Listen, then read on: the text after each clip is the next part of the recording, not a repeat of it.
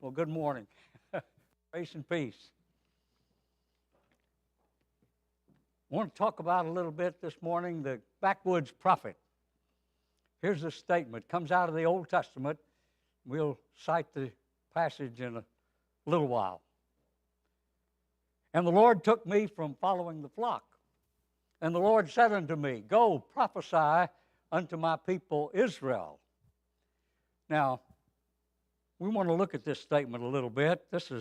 It sounds like an Old Testament testimonial. You know, when I was just a kid, my mother used to call Wednesday night services prayer meeting. You ever heard that? Prayer meeting night?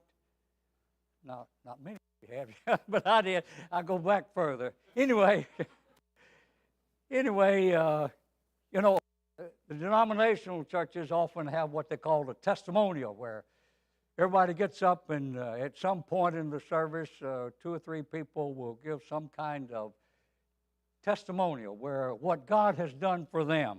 And that's what this sounds like. He's talking about himself, isn't he? And the Lord took me and told me what to do, and I did it. You know, it comes from the Greek word, the word testify there. It means give evidence. Now, I know lawyers are present, and I'm not going to get into court. But it's giving evidence. It's making exhortations and trying to make a point and to convince people of a certain thing.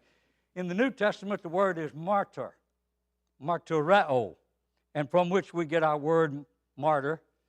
And it has the connotation then of being not only a witness and giving evidence, but it also means bearing the consequence of it where there's some kind of affliction, even death itself. So the word testifies all through the New Testament and the Old Testament as well. Even on the day of Pentecost in Acts, the 2nd chapter and verse 40, when he got through with his lesson, the Holy Spirit says, and with many other words did he testify and exhort, saying, prove yourselves. When I think about that, and Paul says his word about testifying. He says in 1 Timothy 2 and 6, Jesus gave himself a ransom for all to be testified of in due time. I am also testifying because I am ordained a preacher and an apostle and a teacher of the Gentiles. So when you come to testify, when there's this testimony, there are all these elements about it. It's giving evidence. It's making exhortation.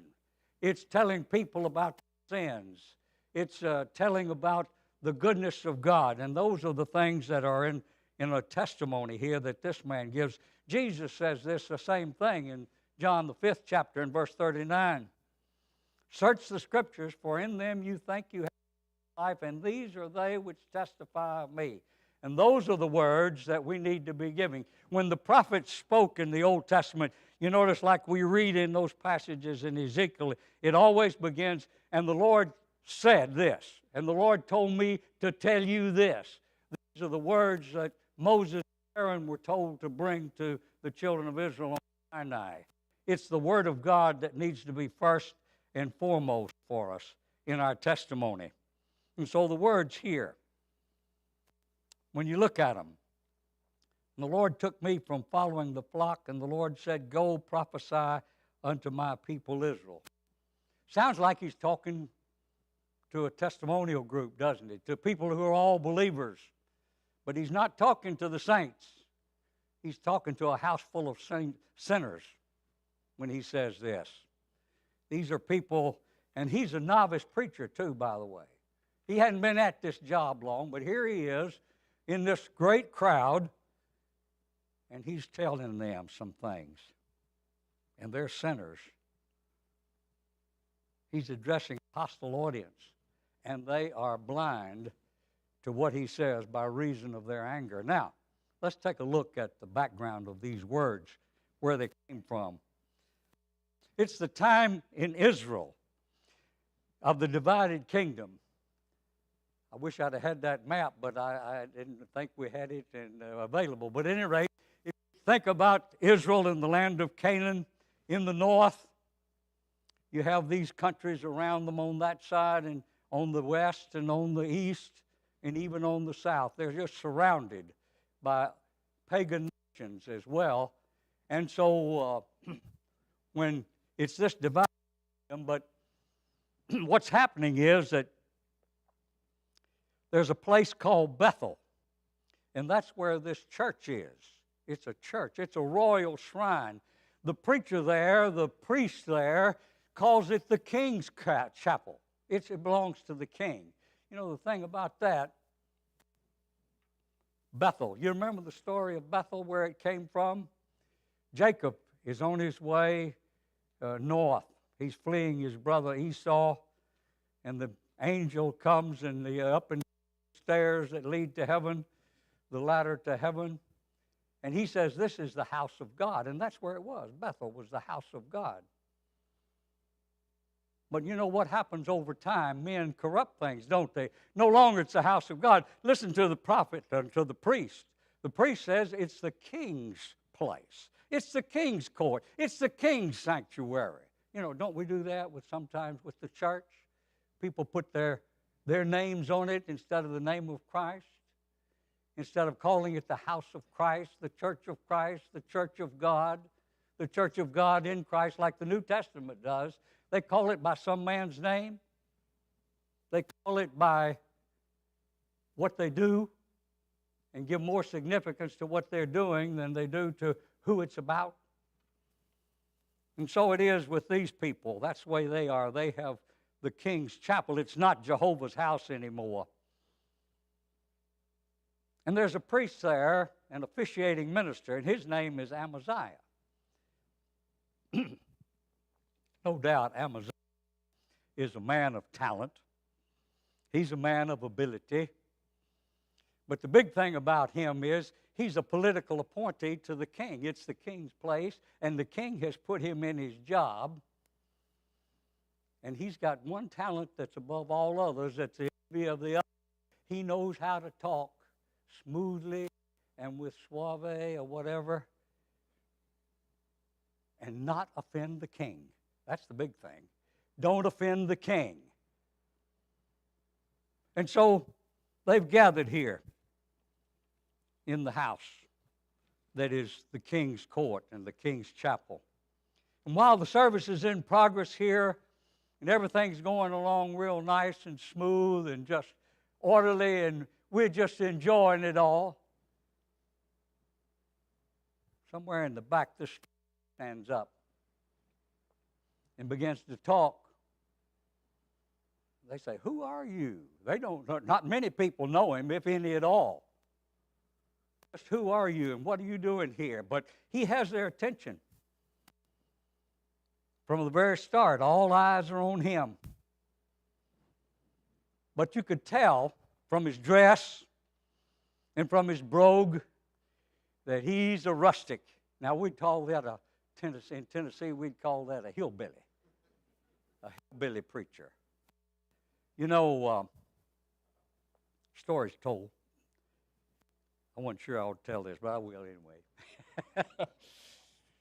There was, in the 19th century, in the early part of the Restoration movement, just time after Alexander Campbell and Barton W. Stone and the awakening among all the churches, there was a great deal of debates as the churches debated different issues between them. And so in the hill country there, in, I don't know if it was Tennessee or Kentucky, but they sent for a preacher. They didn't know him, but they needed him to debate the other guy. And the other guy's name was named Pig.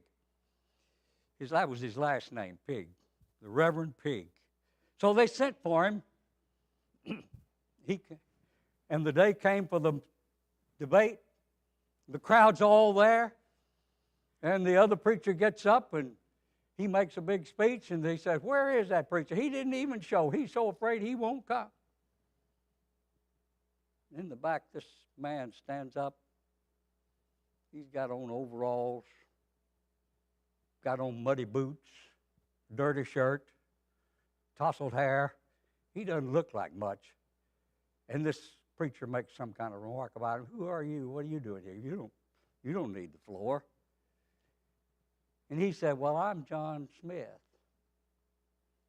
That's my name, and I'm here to debate you And he said, well, look at your dress. And he says, well, you know, my daddy always told me that you dress for the occasion, and I'm here for a hog killing. I thought that's pretty good. And that's kind of the situation with this prophet. He stands up, and Amaziah looks him over, but everybody's looking at him, and all eyes are on him, and he has their attention. Now, how did he get their attention? Well, it certainly wasn't by his speech. It wasn't by his reputation. It wasn't because he complimented them. You know, like me, somebody told a joke. He doesn't do that. This prophet, he wouldn't know a joke if he looked at it in the mirror when he shaved in the morning. He just wouldn't know it all. No, he didn't do it that way. He starts out by giving a rebuke and a judgment against the neighbors of Israel. You know? For 3 transgressions and for 4, I will not turn away the judgment of Damascus. And they said, well, that's good. Those people in Damascus, they need a good whipping. In fact, we just gave it to them in their king, 2 Kings 14:25. We'll get to it in a minute. They've just defeated Damascus once. And for 3 transgressions and for 4, the prophet says, I will not turn away the judgment of Tyre. I will not turn away the judgment of Edom. I will not turn away the judgment of of Edom, of Moab, and of Ammon. Now, what he's doing, you notice, if you can, if we had that geography in front of us, here's Israel on the north. He talks about the people over here in the east. Then he talks about the people on the west and the people on the south and on the western border. Then he talks about all the people, everybody around him, God is giving judgment to. And then finally he says, and for 3 transgressions and for 4, I will not turn away the judgment of Judah. Whoa.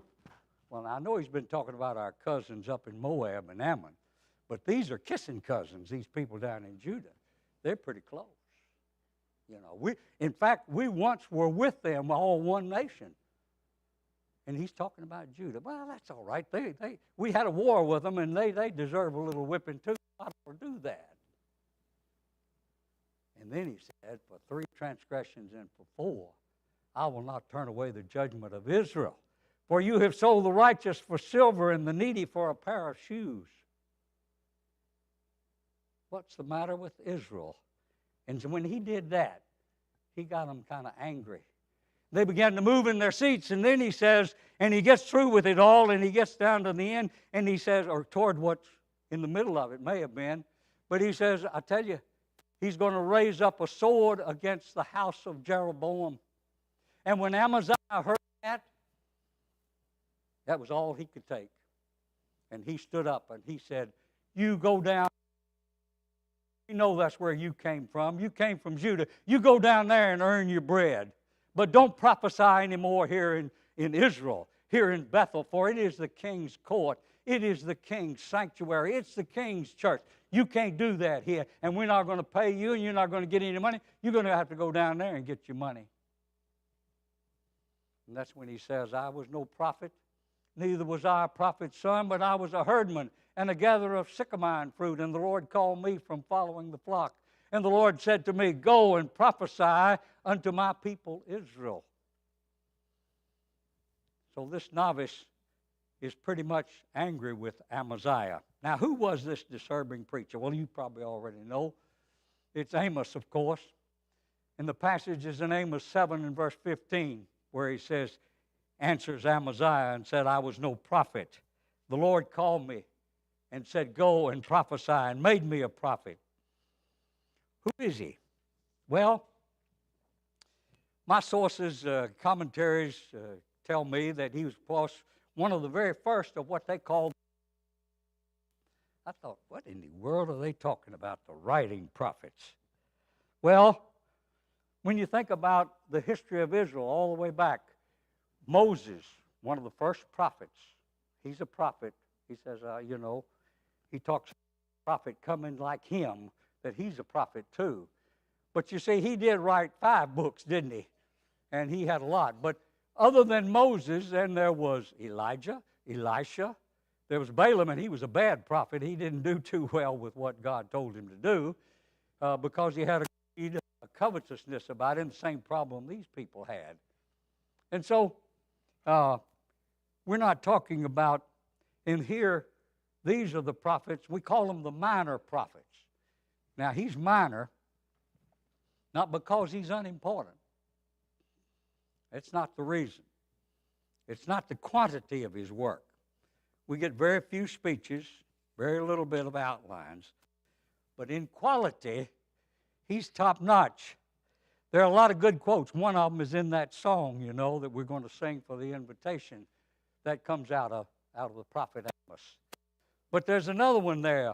And Martin Luther King, one of his greatest speeches that he gives us in the history of America is, I have a dream. You remember that? I have a dream.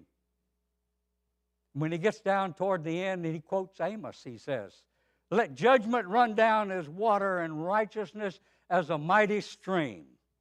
What was wrong in America at that time was the same thing wrong here in Israel too as well. And so it's a good quote. He says he's from Tekoa. That's what the record in the book tells. It's a little village 12 miles south, I believe it is, of Jerusalem. It's kind of a desolate country, not good for much except maybe a few crops, and it did have the sycamore fruit. Now, the sycamore is not what we call our sycamore. It's more of a fig-like plant, as I understand from what they tell me. But he's from this village, and it's the backwoods. It's not in the cities. It's a small village. But he's not backward in his thinking, and he hasn't got a small mind of a village. He hasn't got the village small mind, as it were. He's a pretty cosmopolitan kind of person. He's a good poet, a good orator. He spoke to nations, not only to Israel, but he was speaking to Damascus and to Edom and Moab, other nations. He was a world traveler, as it were, in his thoughts. And finally, he had a compelling sense of his mission. Listen to him. When he stands up there, he's thinking what he said in verse 3 and verse 8. He said, a lion hath roared, and who can but fear? Now, you just think about that. I heard something outside rattling today, and there was a dog that woke me up barking. What in the world's out there? Now, just think if there were a lion roaring out there in the lobby. Reckon you just go out in the lobby? I don't think so. And he says, the lion hath roared, who can but prophesy? Who can but fear? And the Lord hath spoken, who can but prophesy?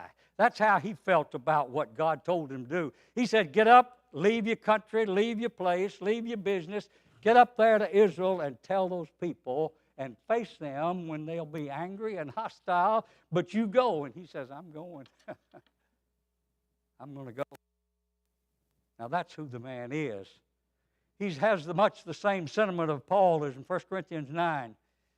I believe it is 9 and verse 16, yeah. Yea, woe is unto me if I preach not the gospel. Don't we need that? Don't we need that? I worry about that a lot. I spend a lot of time thinking about what I haven't done in the way of preaching the gospel to others. But Amos was not that. He had a sense of the mission, and he went about it. We need to as well. Jesus has given it to us. Go into all the world. That's the major mission, and preach the gospel. What was the message for this man? Well, I used to call him and I think he's true, he's a fire and brimstone preacher. You know, when you read that first opening sermon, for 3 transgressions and for 4, I'm going to get rid of the people in Damascus. I'm going to take care of the people in Edom. I'm going to bring fire down on Judah. Whew. He's really telling it, isn't he? I'm going to do the same for Israel. So he was a kind of rebuke and judgment, warning them. What was he? about sins against themselves, against individuals rather, and against national character as well.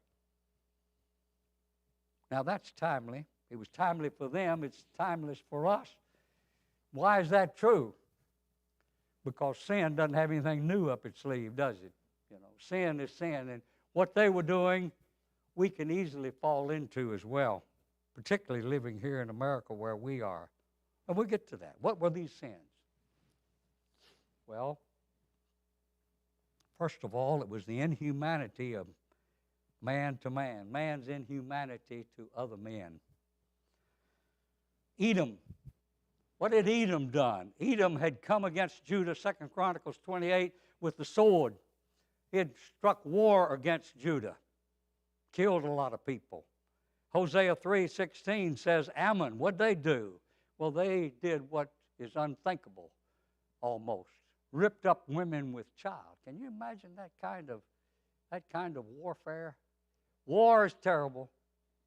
War is hellacious, as the general said in America, but soldier to soldier, but that's one thing. But to just go through cities and villages and killing innocent people, that's what these people were doing. That's what Amos said, that the people had ripped up the women in Gilead. Amos 2 and verse 12. But they not only did that around to people around them and the enemy, as it were, but they were unbrotherly to their own people, to the people in whom they had to do every day. Exploiting the weak and the poor. They've sold the righteous for silver and the needy for a pair of shoes. Now that's what he accused them of. That was the very first words that were the sin against these people, is how they were treating other Jewish people. How were they doing? What were they doing? Well, a man couldn't afford to buy a pair of shoes. And instead of taking his money and taking him on credit or helping him out, they put him in slavery.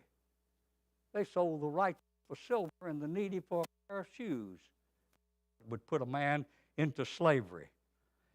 What's happening is, we mentioned this, 2 Kings, the 14th. He says, and Jeroboam, that's their king, he restored the coast of Israel from the entering of Hamath, that's on the north, all the way to the river Euphrates. You know, premillennialism says that Jesus is coming back for one thing, or two things. One, to set up a kingdom here. Now, they've already missed it because the kingdom has already been set up. He's still a king. He's a king already. Peter said he had that and sat down on the right hand of God in Acts 2 on the day of Pentecost. They say, oh, well, you see, what happened is he's got to come back and he's going to get an army and he's going to go fight and they're going to restore the border. They're going to get, God promised Abraham that he would have Israel all the way to the river Euphrates. Genesis 15, verse 13, I think it is. Well, they said they never got it. But Joshua 24 and verse 16 says that to the people of Israel, he says, you know, all that God spake to you concerning your good things, he hath performed. Not one thing has failed. Not even the passage all the way to the river Euphrates. They possessed that land. And notice what this passage says. Restored the coast of Israel from the entering of Hamath all the way to the river of the plains, which is the river Euphrates. They restored it. They had it, and he got it again for them. Jesus doesn't need to come back and give it to them. You see how when you go to interpreting scriptures, when supplying your own thoughts for things, that's what happens in premillennialism. Well, what were these sins? Unbrotherliness.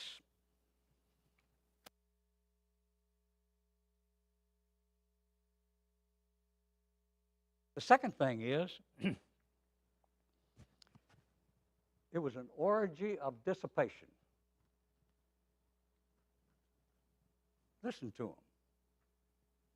When he talks here in Amos, the 4th chapter, when he talks about the women, he calls them the kine of Bashan.